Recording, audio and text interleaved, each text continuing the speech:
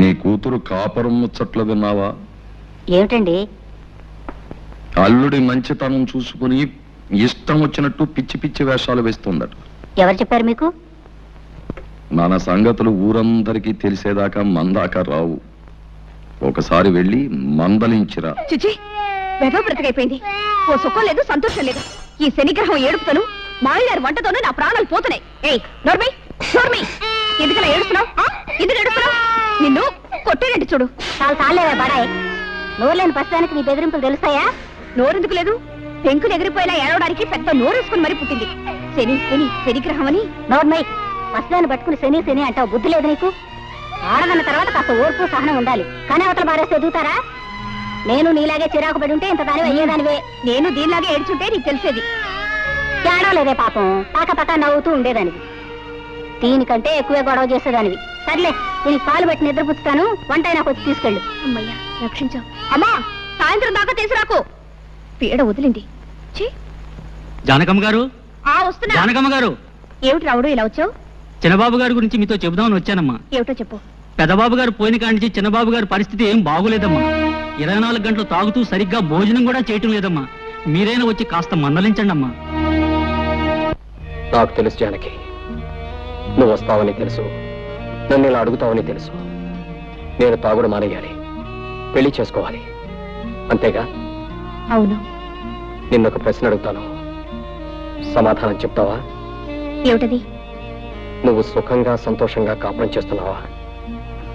నిజం చెప్పు. నాకు తెలుసు నువ్వు చెప్పలేవు. నిన్ను నువ్వు మోసం చేసుకుని అబద్ధం చెప్పలేవు. నీ కాపురం సుఖంగా లేదు. సందర్భం వచ్చింది కాబట్టి ఒక నిజం చెప్తాను. ఈ నిజం ఆ రోజే నేను నీకు చెప్పగలిగుంటే మన ఇద్దరి జీవితాలు వేరే విధంగా ఉండేవి. జానకి, నిన్ను నేను మనస్ఫూర్తిగా ప్రేమించాను. అంతేకాదు, ఈ రోజుకి ప్రేమిస్తూనే ఉన్నాను. చిన్నబాబు, ఏమిటిది? నువ్వు మాట్లాడేదేమిటో నీకు తెలుస్తుందా? నేను పెళ్ళైన దాన్ని, నాతో ఇలా మాట్లాడకూడదు. జానకి, నేను నిజం చెప్తున్నాను. నిజం చెప్పడానికి కూడా కొన్ని హద్దులుంటాయి. అవన్నీ ఆలోచించబట్టే నువ్వు నాకు తక్కకుండా పోయావు. ఆ పెళ్లి చేసుకుని నువ్వు సుఖపడింది లేదు. నువ్వు లేని నా జీవితానికి ఏ సుఖం లేదు. ఇక ఈ జీవితాలు ఇంతేనా? ఇంతే. ఇంతకన్నా చేసేదే ఉంది? ఉంది. దానికి మరో మార్గం ఉంది. చేస్తావా? ఏమిటిది? నాతో వచ్చేయి. ఎక్కడికైనా పోయి సుఖంగా బ్రతుకుదాం.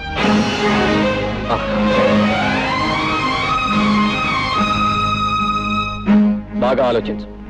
దీనికి ధైర్యం కావాలి. సాంప్రదాయాలు, చట్టుబండ్లు అంటూ ఆలోచిస్తే ఈ ముడి విడదు. మనసులో ముడిపడకపోతే నీ మెడలో వేలాడుతున్న ఆ పసుపు తాడికి 3 ముళ్ళున్నా ఒకటే, 30 ముళ్ళున్నా ఒకటే. ఇష్టం లేని కాపురం చేస్తూ నీకు నువ్వు అన్యాయం చేసుకుంటూ నీ భర్తకు కూడా అన్యాయం చేయకు. నీ కోసం అనుక్షణం తప్పిస్తున్న నాకు న్యాయం చేయి. బాగా ఆలోచించుకొని ఓ నిర్ణయం తీసుకో. నన్ను తాగొద్దని కదా నువ్వు అన్నావు. తాగను. ఎప్పటి వరకు తెలుసా? ఈ రోజు రాత్రి 12 గంటల వరకు నీ కోసం ఊరు బయట తోట దగ్గర వెయిట్ చేస్తూ ఉంటాను. నువ్వు వస్తే ఇది నాకు శాశ్వతంగా దూరం అవుతుంది. రాకపోతే దీనికి నేను శాశ్వతంగా సొంతం అయిపోతాను. వెళ్ళు. బాగా ఆలోచించుకొని నిర్ణయించుకో.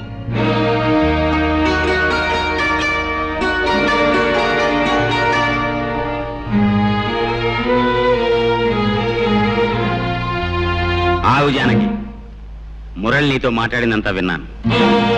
కంగారు పడకు, నేనెవరికి చెప్పను.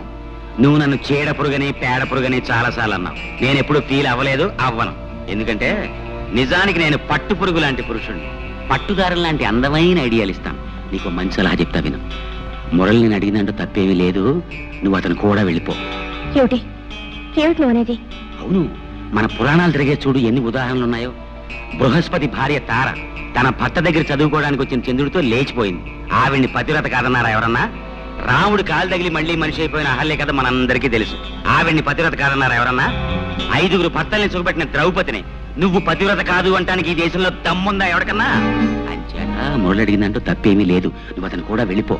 వ్యవసాయం చేసే మొగుడు, ఎప్పుడు ఏడ్చే పిల్ల, ఇదంతా ఓ పేడకల్లా మర్చిపో. ఈ బంధాలన్నీ తెంచుకుని స్వేచ్ఛగా ఎగిరిపో.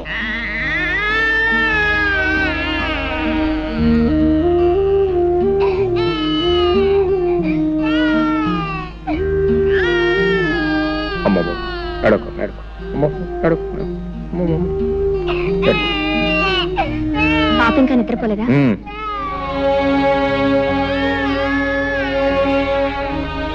నువ్వు భోంచేసావా? నా భోజన సంగతి నీకెందుకు? నువ్వు వెళ్ళి భోంచే. నాకు ఆకలిగా లేదు. నీ ఇష్టం.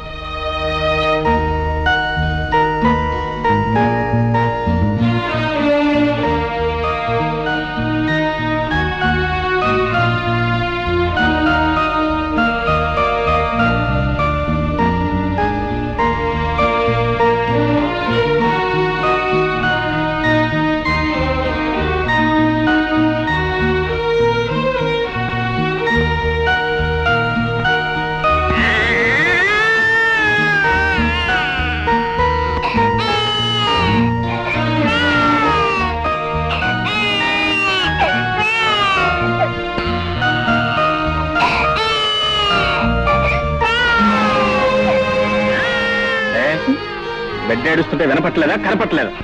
నేనేదో ఆలోచిస్తున్నాను. అయినా దానికి పనే ఉంది, ఏడవడం తప్ప. నర్మయ్, బిడ్డ కాస్త కదిలితేనే ఎంత నిద్రలో ఉన్న తల్లి కూడా ఉలిక్కి పెళ్లి వేస్తుంది. అలాంటిది కన్న బిడ్డ కళ్ళ ముందే ఒక్కపట్టి ఏడుస్తుంటే కదలకుండా మెదలకుండా రాయిలా కూర్చున్నావే. నువ్వు ఒక ఆడదానివేనా? నువ్వు ఒక తల్లివేనా? ఇప్పుడు ఏం కొప్ప మునిగిందని ఆ కేకలు? ఏదో ఆలోచనలో ఉంటే పట్టించుకోలేదు. అవునే, నువ్వేది పట్టించుకున్నావు? ఎప్పుడు పట్టించుకున్నావు? కన్న పెట్టికి ఒక్క పూట ప్రేమతో పాలిచ్చావా? లేదు. కట్టుకున్న మొగుడు నాకు ఒక్క పూట శ్రద్ధగా భోజనం పెట్టావా? లేదు. నీకు ఈ మొగుడు అక్కర్లేదు, ఈ సంసారం అక్కర్లేదు, ఏది అక్కర్లేదు. నీ ఆలోచనలు వేరు, ఆశలు వేరు, నీ కళ్ళే వేరు. అవును అవును అవును, నా ఆలోచనలు, ఆశలు, కళలు అన్ని వేరు. నిన్ను పెళ్లి చేసుకొని నేను సుఖపడిందేమిటి? గొడ్లకు నీళ్లు పెట్టడం, రోజు నీకు పొలానికి భోజనం తీసుకురావడం, 24 గంటలు ఏడ్చే శనిముడని లాడించడం, అంతేగా? నిజం చెప్తే ఎందుకు అరుపులు? నేనెంత చెప్పినా వినకుండా నీకిచ్చి పెళ్లి చేసి నా గొంతు కోసారు. తప్పు నీది కదే, తప్పంతా నాది. నీకు నా మీద ప్రేమ ఉన్నా లేకపోయినా నీ మీద నాకున్న ప్రేమ కొద్దీ నెత్తిని పెట్టుకుని ఊరేగాను చూడు, అది నేను చేసిన తప్పే. నీ పెంకితనాన్ని, మంకుతనాన్ని నువ్వు ఏనాటికైనా మార్చుకోలేకపోతావు ఆశపడ్డాను చూడు, అది నేను చేసిన తప్పు. దానికి మగవాణ్ణి దేవుడిగా మార్చినా పశువుగా మార్చినా ఆడదే కారణం. నువ్వు నన్ను దేవుడిగా మార్చే శక్తి నీకు ఎలాగూ లేదు. కనీసం పశువుగానే మార్చదు. పశువుగా నేను మార్చేదేమిటి? పశువుగానే పుట్టావు, పశువుల్లోనే పెరిగావు, పశువుల్లోనే ప్రవర్తిస్తున్నావు.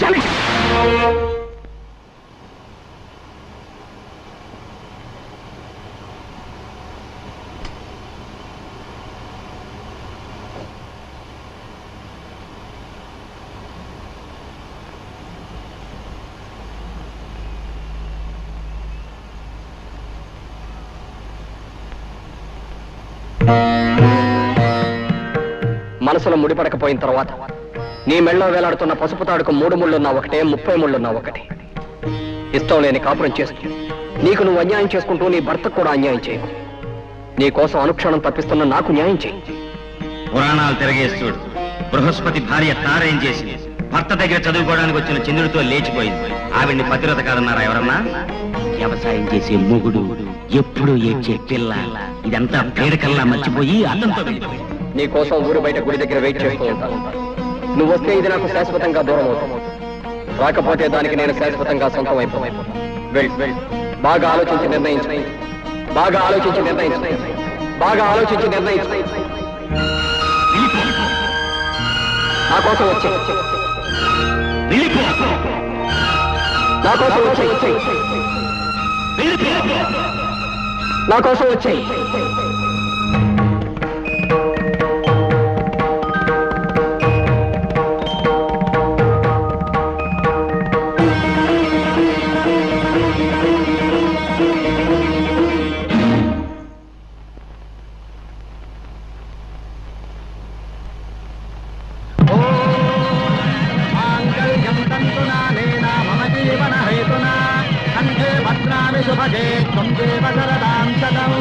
सर्वमङ्गलमाङ्गल्ये शिवे सर्वार्थसाधके शरण्ये त्र्यम्बके देवे नारायणि नमोस्तुते। ॐ वैश्वानराय विद्महे लालीलाय धीमहि तन्नो अग्निः प्रचोदयात्। स्वस्ति श्रद्धां मेधां यशः प्रज्ञां विद्यां बुद्धिं श्रियं बलम् आयुष्यं तेजारोग्यम्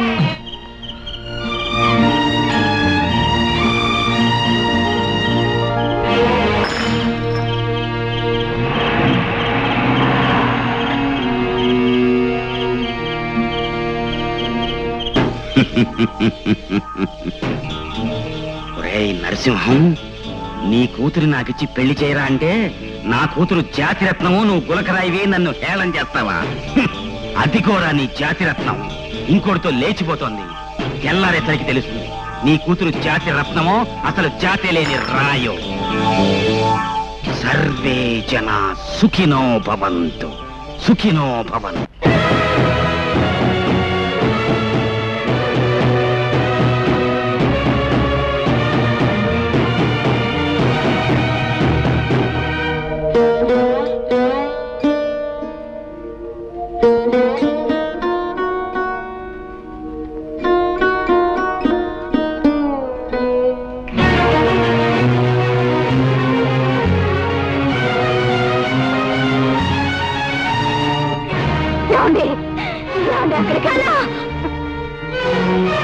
శివనం లాంటి మన వంశంలో పుట్టిన ఆ గంజాయి మొక్క నరికేసే వరకు నాకు మనశ్శాంతి ఉండదు.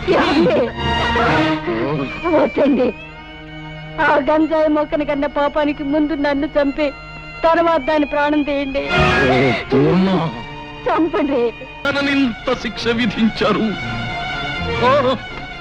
మీరు కరుణామయుల కసాయి వాళ్ళ.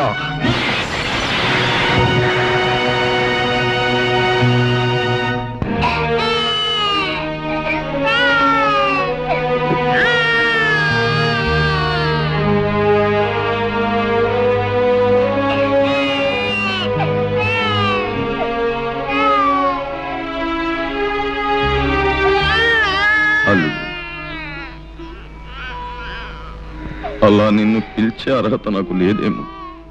అలవాటైన పిలుపు మరోలా పిలవడానికి నాకు మనస్సు రాక.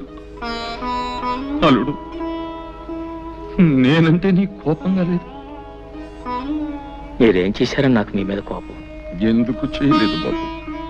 అలాంటి నీచురాల్ని కానీ పాపమే చేశాను.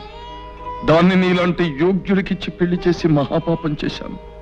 ఇంతకన్నా ఏం చెయ్యాలి? అల్లుడు, ఇవే చేతులతో నీ కాళ్ళు కడిగి కన్యాదానం చేసి ఈవేళ నిన్ను నలుగురిలోనూ నవ్వుల పాలు చేసి నీ జీవితాన్ని నాశనం చేశాను. ఇవే చేతులతో అది ఎక్కడున్నా వెతికి పట్టుకుని ఊరి నడిబొడ్డులో నిలబెట్టి ఒక్క ముక్కలుగా నరికి ఆ రక్తంతో మళ్ళీ నీ కాళ్ళు కడిగి నా పాపాన్ని కడిగేసుకుంటాను. అప్పుడైనా నన్ను క్షమిస్తావా? క్షమిస్తావా అల్లుడు? మావయ్య, మనిషిని చంపినంత మాత్రాన పోయిన పరువు తిరిగి వస్తుందా? జానకిని ముక్కలు చేసినంత మాత్రాన ముక్కలు ముక్కలైపోయిన మన ప్రతిష్ట మళ్ళీ వస్తుందా? మనల్ని కాదని వెళ్ళిపోయిన వాళ్ళ గురించి ఆలోచించటం, ఆవేశపడటం అనవసరం మావయ్య. మనం చేయగలిగింది ఒక్కటే, ఆమెను మర్చిపోవటం.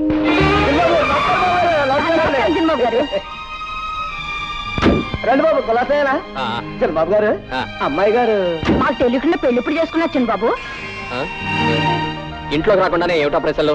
ముందు సామాన్లు తీసుకెళ్ళి లోపల పెట్టే బాబు. అమ్మగారిని మేడం మీద గదిలోకి తీసుకెళ్ళి ఏం కావాలో దగ్గర ఉంచు. అట్టగే బాబు. వెళ్ళి జానకి. రండమ్మా రండి. ఇదేనమ్మా మీ గది, రండి. వస్తాను, అవసరమైతే కేకేయండి. నా పేరు రావులమ్మ. అమ్మా, మీరేమనుకోకపోతే ఓ మాట అడుగుతాను. మీరు నర్సరీ గారి కూతురు జానకమ్మ కదూ? ఎప్పుడో చూశాను, సరిగా గుర్తుకు రావట్లేదు. వస్తాను. ఆ మధ్య మీకు పెళ్ళయిందన్నారు, ఇప్పుడు ఇలాగా? అయినా నాకెందుకులే అమ్మా, ఏదో మాట వరుసుకున్నాను. వస్తాను.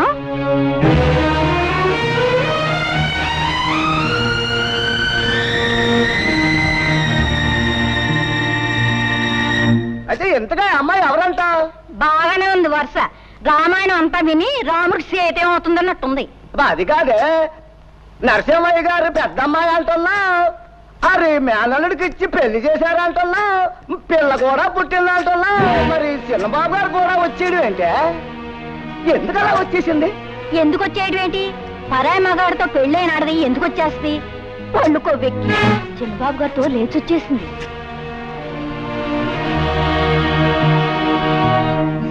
లేటు వెంకట్రావు గారి కుమారుడు రాంబాబు భార్య నరసింహం గారి కూతురు అంటే నా కూతురు జానకి భర్తను వదిలి మురళి అనే వ్యక్తితో లేచిపోయినందున ఈ గ్రామ కట్టుబాటును అనుసరించి జానకిని గ్రామ బహిష్కారం చేయడమైనది.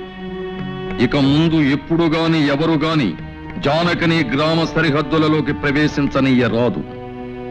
అంతేకాదు, జానకి రాంబాబుల మధ్య వైవాహిక బంధాన్ని రద్దు చేస్తూ రాంబాబు ఇష్టం వచ్చిన పిల్లను వివాహం చేసుకునే అధికారాన్నిస్తూ ఇక్కడి పెద్దలందరూ తీర్మానం చెయ్యడమైనది. నువ్వేమంటావు రత్తయ్య బావా?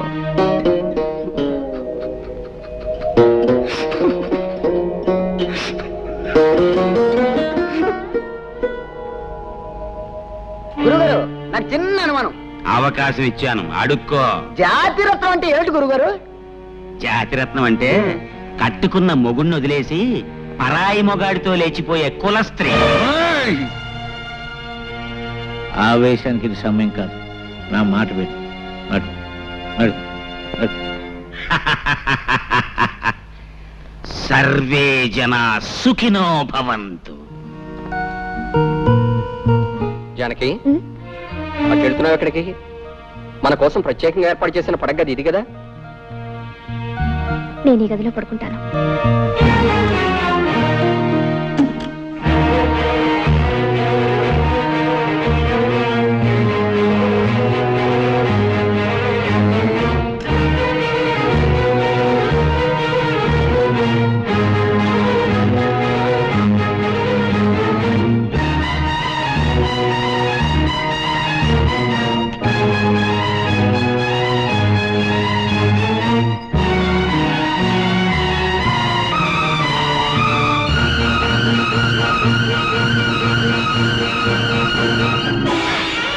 అయ్యా, పసుపుతాడంటే ఓ మగాడు తన పరువుని, ప్రతిష్టని, గౌరవాన్ని పసుపుతాడుగా మెడలో వేస్తున్నాను.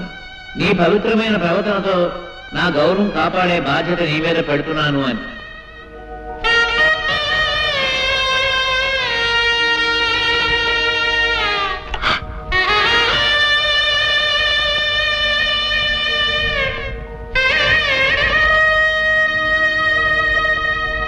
యజమానస్య కుమార్యాః పైడిపాల గోత్రాయాః జానకమ్మదాయాః